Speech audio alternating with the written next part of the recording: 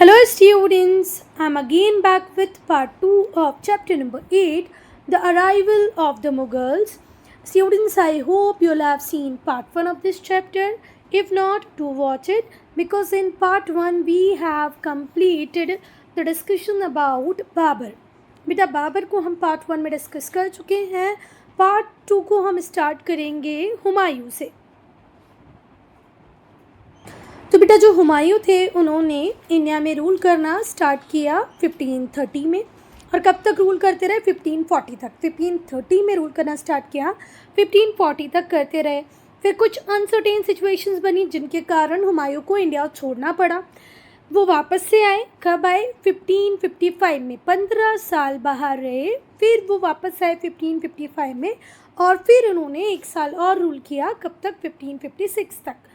Clear है? तो हुमायूं ने रूल स्टार्ट किया 1530 में और कब तक करते रहे? 1540 में. Due to uncertain condition he has to leave from India और फिर वो वापस आएंगे इंडिया 1555 में और कब तक रूल करते रहेंगे? 1556 तक. बेटा पहले तो सबसे पहले आपको पता होना चाहिए हुमायूं का पूरा नाम. तो हुमायूं का पूरा नाम क्या था? नासिरुद्दीन मोहम्मद हुमायूं. ये सबसे बड़े बेटे थे बाबर के. बाबर के सबसे बड़े बेटे का नाम क्या था? नासिरुद्दीन मोहम्मद हुमायूं. इन्होंने थ्रोन को ऑक्यूपाई किया अपने पापा की डेथ के बाद. 1530 में बाबर की डेथ हो गई तो थ्रोन किसको मिल गया? हुमायूं को मिल गया. ये जो वर्ड हुमायूं है इसका मीनिंग होता है फॉर्चुनेट. बट आयरॉनिकली कहते हैं ना, नाम से क्या होता है, नाम तो कुछ भी रख लो, है ना. वैसे ही बेचारे हुमायूं के साथ हुआ. नाम का मतलब तो होता है फॉर्चुनेट, पर आयरॉनिकली पूरे मुग़ल एम्पायर का सबसे अनफॉर्चुनेट अगर कोई रूलर था तो वो हुमायूं ही था. हुमायूं बाबर के सबसे बड़े बेटे थे. इनका पूरा नाम नासिरुद्दीन मोहम्मद हुमायूं था. जब बाबर की डेथ हो जाती है 1530 में, तब थ्रोन किसके पास आ जाता है? हुमायूं के पास आ जाता है. हुमायूं का मतलब होता है फॉर्चुनेट, बट आयरॉनिकली ये सबसे ज़्यादा अनफॉर्चुनेट रूलर थे मुग़ल हिस्ट्री के. किस्मत वाला नाम का मतलब है, पर बहुत ही बदकिस्मत थे कौन? हमारे Humayun.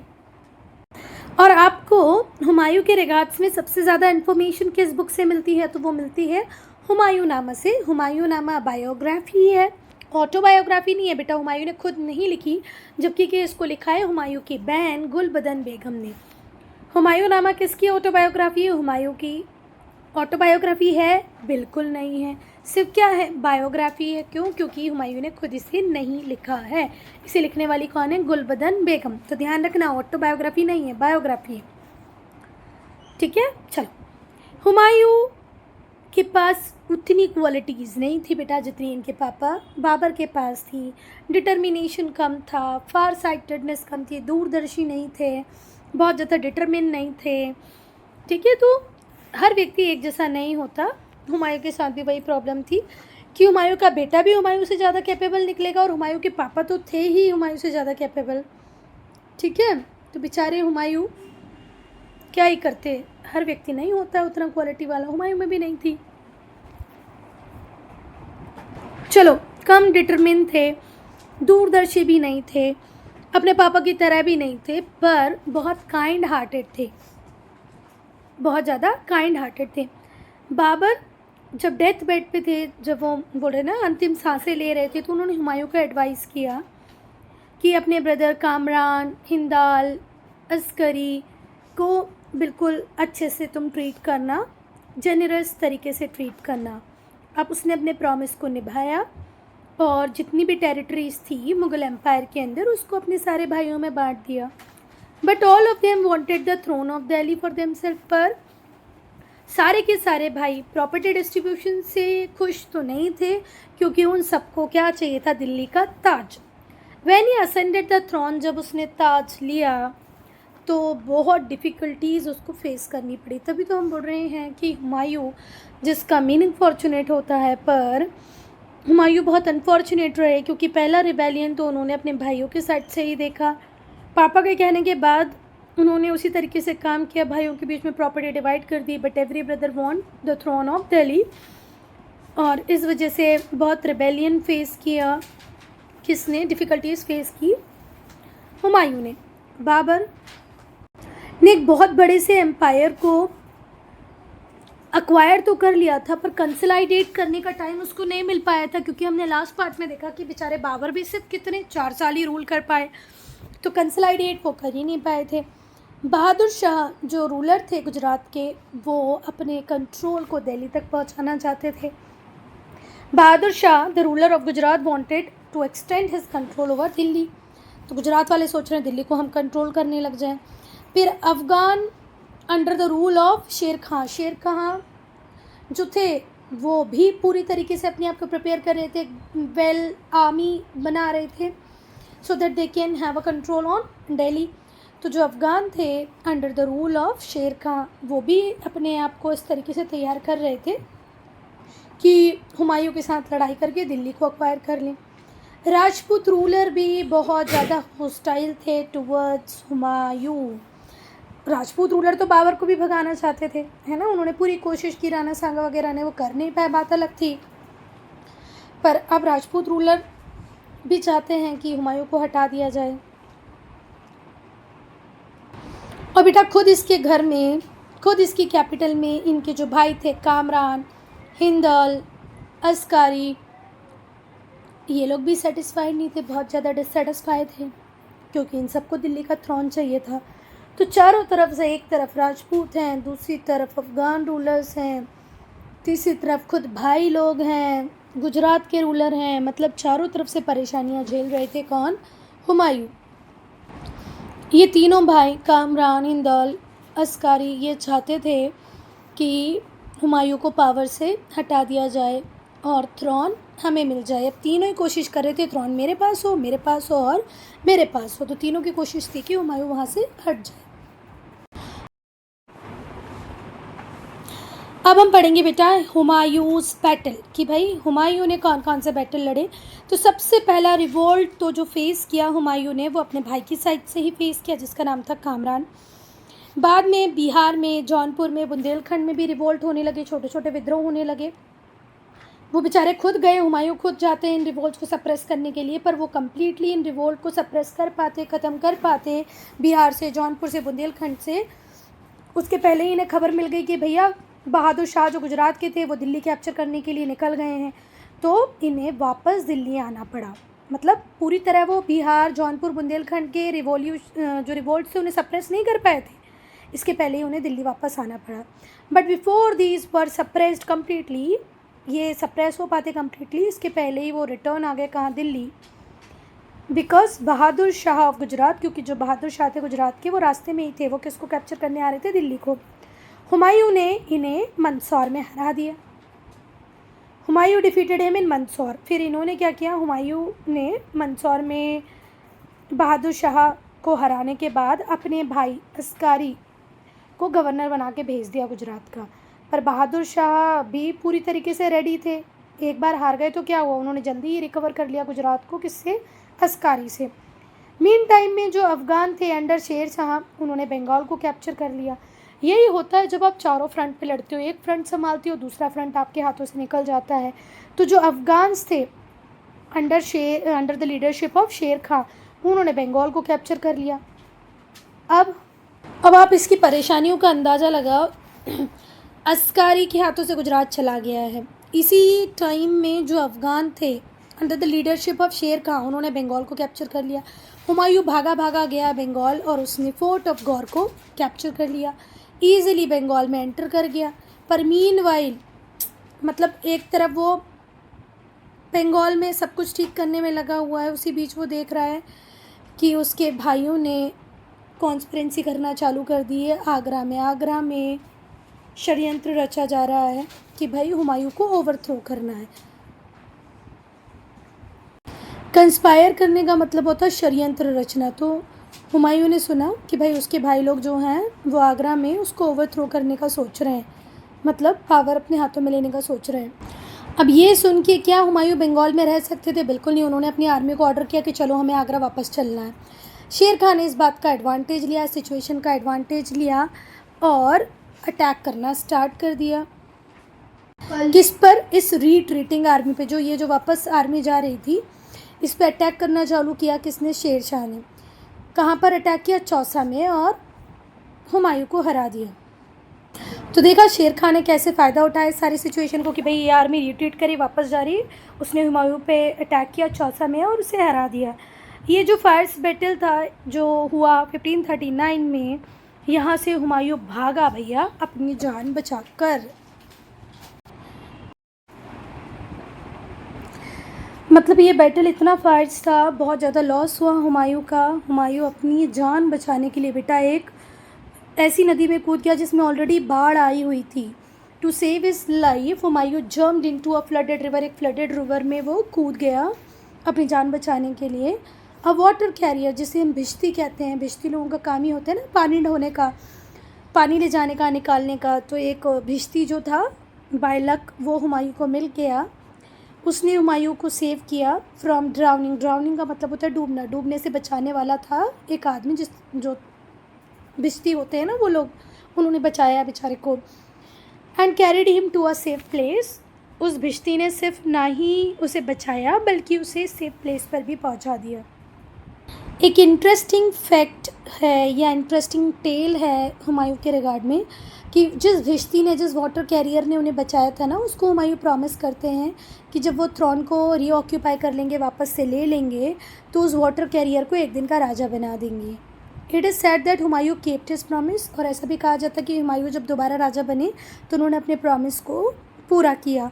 The water career issued coins of leather so that people would remember him later on. और ये जो वाटर कैरियर था एक दिन राजा बना तो उसने लेदर के कॉइन इशू किए जिससे कि लोग उसे फ्यूचर में भी याद रखें कि भाई एक दिन मैं भी राजा बना था। अब कहानी पढ़ेंगे हम हुमायूं के एग्ज़ाइल की।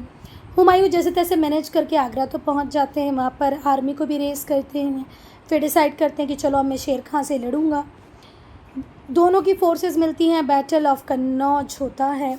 ठीक है, दोनों की फोर्सेस कहाँ मिलती है? कन्नौज में। और क्या होता है बैटल ऑफ कन्नौज कब होता है? 1540 में। पर हुमायूं यहाँ भी शेर खां से हार जाते हैं। हुमायूं को अपने एम्पायर को हारना पड़ता है और अपनी जान बचाने के लिए, अपनी लाइफ को सेव करने के लिए बाहर जाना पड़ता है, भाग जाना पड़ता है। जो किंग होते हैं पर्शिया के वो उन्हें हेल्प करते हैं, एक सेफ हेवन प्रोवाइड करते हैं, है ना। तो वो 15 साल कहाँ रहेंगे बेटा? पर्शिया में रहेंगे। जैसे तैसे मैनेज करके हुमायूं आगरा पहुँचे, आर्मी रेस की, फिर शेर खां से लड़े, पर बैटल ऑफ कन्नौज में वो हार गए। हुमायूं जब हार जाते हैं शेर खां से तो उन्हें उनका पूरा एम्पायर बेचारे का चला जाता है उनके हाथों से। वो अपनी जान बचाने के लिए भागते हैं।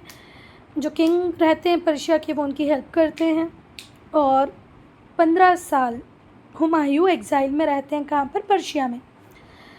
शेर खां दिल्ली आगरा दोनों को कैप्चर कर लेते हैं और टाइटल ले लेते हैं शेर शाह का और सूर डायनेस्टी को एस्टेब्लिश करते हैं। कौन सी डायनेस्टी? सूर डायनेस्टी। सूर डायनेस्टी को कौन एस्टेब्लिश करते हैं? शेर खां। बेटा क्विक रिवीजन डिस्कस करेंगे हम शॉर्ट्स में। अब हम पढ़ेंगे शेर शाह सूरी को। शेर शाह को ओरिजिनली किस नाम से जाना जाता है या उनका ओरिजिनल नाम क्या था? फरीद खान। ठीक है, ओरिजिनल नाम क्या था? Farid Khan. Sher Shah was originally known as Farid Khan. ये हसन खान के बेटे थे जो ससराम बिहार का जागीरदार था। ठीक है, ससराम बिहार का जागीरदार था हसन खान, उनके बेटे थे फरीद खान जो बाद में किस नाम से जाने जाते हैं? Sher Shah Suri. He was given the title of शेर खान। इन्हें शेर खान का टाइटल तब दिया जाता है तब ये सिंगल हैंडेडली एक शेर को मार देते हैं। जब ये सिंगल हैंडेडली एक शेर को मार देते हैं तो इन्हें टाइटल मिलता है शेर खां का। वैसे इनका नाम होता है फरीद खान। इनकी एबिलिटीज़ की वजह से, इनमें जो क्वालिटीज़ थी उनकी वजह से ये रीजेंट बन जाते हैं। रीजेंट का मतलब होता है वो वयस्क व्यक्ति जो माइनर के बिहाफ पे एम्पायर की देख रेख करेगा। जैसे हम बोलते हैं ना अकबर का रीजेंट होंगे कौन? बैरम खान। वैसे ही माइनर रूलर होते हैं बिहार के, तो जो माइनर रूलर होते हैं बिहार के उनके बिहाफ पे रीजेंट बन के रूल करते हैं कौन? शेर शाह सूरी। इनकी एबिलिटीज़ बहुत थी तो इन्हें क्या बना दिया जाता है? Regent. His ambition led him to raise large army. और इनका सपना था, इनका एम्बिशन था कि इनके पास क्या हो? बहुत बड़ी आर्मी। जब हुमायूं गुजरात में बिजी था तो इन्होंने गौर को कनकर कर लिया। It was the capital of Bengal. फिर अपने इन्फ्लुएंस को धीरे धीरे करके इन्होंने बंगाल, बिहार, झारखंड की तरफ बढ़ाया। इन्होंने हुमायूं को 2 बैटल्स में हराया और दिल्ली के राजा बन गए, एम्परर बन गए, सम्राट बन गए। फिर अपने एम्पायर को इन्होंने एक्सपांड करना चालू किया, from Bengal in the east to Indus in the west. तो शेर शाह सूरी ने 2 बार हुमायूं को हराया। पहले बंगाल को कंट्रोल में किया, फिर अपने इन्फ्लुएंस को बिहार, झारखंड तक पहुंचाया। फिर ईस्ट में बंगाल से लेकर के वेस्ट में इंडस तक इनका रूल एस्टेब्लिश हुआ। शेर शाह की डेथ हो जाती है 1545 में। ये सिर्फ 5 साल रूल कर पाते हैं, पर ये बहुत ही कैपेबल रूलर साबित होते हैं। शेर शाह की डेथ कब होती है? 1545 में। सिर्फ 5 साल ये रूल कर पाते हैं और बहुत ही कैपेबल रूलर होते हैं। और इन 5 सालों में इन्होंने अपने नाम पर ऐसा कुछ लिखवा लिया कि आज भी हिस्ट्री में हम इनको पढ़ते हैं। ठीक है। In these 5 years are glorious pages in the history of administration of India. India में जो प्रशासन व्यवस्था थी उसमें कुछ ऐसे सुधार शेर शाह ने किए कि आज तक हम इन्हें पढ़ रहे हैं, जान रहे हैं। शेर शाह के रिफॉर्म्स को हम पढ़ेंगे कि भाई कौन से सुधार इन्होंने किए जिसकी वजह से ये जाने जाते हैं। ये एक बहुत अच्छे जनरल ही नहीं थे बेटा, पर इनमें ग्रेट एडमिनिस्ट्रेटर की सारी क्वालिटीज़ थी। इन्होंने बहुत सारे रिफॉर्म्स किए सिविल, मिलिट्री और लैंड रेवेन्यू सिस्टम में। पहले हम सिविल एडमिनिस्ट्रेशन को पढ़ेंगे। इन्होंने पूरे के पूरे एम्पायर को 74 सरकार्स में डिवाइड कर दिया। सरकार्स फिर से डिवाइडेड थी परगनाज में। परगना मतलब होता है group of villages. Villages lowest unit हुआ करती थी एडमिनिस्ट्रेशन की। पूरा एम्पायर 47 सरकार्स में डिवाइड था। सरकार परगना में डिवाइड थी। परगना क्या होता है? Group of villages. और जो विलेज हुआ करते थे ये लोएस्ट यूनिट हुआ करते थे एडमिनिस्ट्रेशन की। सरकार्स को 3 मेन ऑफिसर्स संभालते थे। अब जो पहले ऑफिसर थे वो थे सिकदार ए सिकदारन, जिनके पास लॉ एंड ऑर्डर हुआ करता था, आर्मी और फाइनेंस हुआ करता था। तो सिकदार ए सिकदारन के पास कौन से 3 चीज़ें हुआ करती थी? Law and order, army, finance. 3 चीज़ें सिकदार ए सिकदारन के पास थी, law and order, army, finance. फिर थे मुंसिफ ए मुंसिफान, ये रेवेन्यू कलेक्टर हुआ करते थे। रेवेन्यू कलेक्ट करना इनका काम हुआ करता था। काजी चीफ जज हुआ करता था। काजी चीफ जज, मुंसिफ ए मुंसिफन रेवेन्यू कलेक्टर, सिकदार ए सिकदारन in charge of law and order, army and finance. तो अब हम एडमिनिस्ट्रेशन को ऐसे देखेंगे। पूरा एम्पायर है जिसको रूल कर रहे हैं एम्परर। इनके नीचे सरकार्स होंगे। कितने सरकार्स थे? 47, जिसमें डील करेंगे सिकदार ए सिकदारन, मुंसिफ, मुंसिफान, काजी। फिर परगना होगा। परगना में मुंसिफ होता, सिकदार होता था। फिर विलेज, विलेज में मुकद्दम होता था, कोटवाल होता था, पटवारी होता था और विलेज पंचायत हुआ करती थी। फिर से ध्यान से देखो, जैसे आज हमारी जो सेंट्रल गवर्नमेंट है उसके होते हैं पीएम, वैसे ही यहाँ एम्पायर का एम्परर हुआ करता था। फिर सरकार, सरकार बोले तो हमारे स्टेट, आज हमारे 28 स्टेट है पर इनके टाइम पे 47 सरकार हुआ करते थे। उसको डील करते थे सिकदार ए सिकदारन और मुंसिफ ए मुंसिफन। फिर परगना, परगना बोले तो हमारे डिस्ट्रिक्ट, उसमें डील करते थे मुंसिफ और सिकदार। फिर आता था विलेज, विलेज में मुकद्दम होते थे, कोतवाल होते थे, पटवारी होते थे, विलेज पंचायत होती थी। और बेटा इस पूरे एडमिनिस्ट्रेशन को शेर शाह खुद देखते थे। वो रेगुलरली टूर करते थे, देखते थे कि एडमिनिस्ट्रेशन एफिशिएंटली चल रहा है कि नहीं चल रहा है। जो ऑफिशियल्स हुआ करते थे उनका ट्रांसफ़र कंटिन्यूसली हुआ करता था। हर 2-3 साल में उनका ट्रांसफ़र कर दिया जाता था, जिससे कि वो कोई कॉन्स्पिरेंसी, कोई स्कैंडल ना कर पाएँ। आज भी हम देखते हैं कि जो IAS IPS ऑफिसर्स होते हैं या जो बड़ी पोस्ट पे जो ऑफिसर्स होते हैं उनका ट्रांसफ़र हो जाता है हर 2-3-4 साल में। वैसे ही इनके साथ भी हुआ करता था। To avoid conspiracy, to avoid scandals, इन्हें हर 2-3 साल में ट्रांसफ़र कर दिया जाता था। He maintained a espionage system, spy system, खुफिया जासूसी, जैसे मोसाद है, रॉ है, वैसे ही इनका भी पूरा एस्पियोनेज सिस्टम था, स्पाई सिस्टम था। It kept him well informed about the officers. और शेर शाह सूरी नहीं चाहते थे कि उनका कोई भी ऑफिसर करप्ट प्रैक्टिसेस में इन्वॉल्व हो, तो उसकी पूरी जानकारी भी शेर शाह सूरी रखते थे। Students, I am ending this video here only. If you have any doubt, any problem, do write in comment section. Part 3 में हम लोग डिस्कस करेंगे लैंड रेवेन्यू सिस्टम से.